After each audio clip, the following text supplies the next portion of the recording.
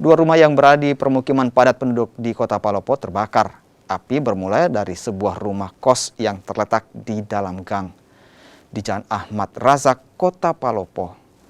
Material rumah kos yang terbuat dari perkakas kayu membuat api dengan cepat melahap seisi rumah dan merembet ke rumah warga lainnya.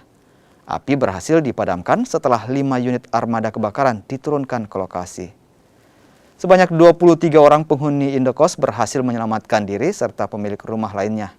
Dari insiden ini, peralatan elektronik termasuk 2 kendaraan roda 2 serta uang tunai jutaan rupiah hangus terbakar.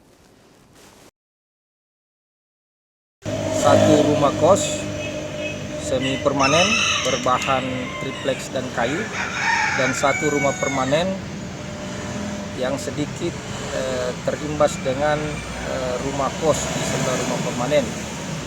Jadi rumah kos yang terbakar itu pemiliknya atas nama Ibu Andi Kartini, yang informasi dari hasil investigasi kami di lapangan, rumah kos itu dihuni oleh 23 orang dan pada saat kejadian kebakaran tidak berada di tempat atau rumah kos dalam keadaan kosong.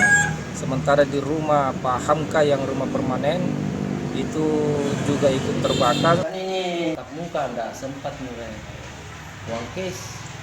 Itu nilainya berapa banyak, Pak? 76 juta. Uang ya? Kemarin tanggal merah, iya. Itu mau digunakan untuk apa, Pak? Pembayaran anak saya buat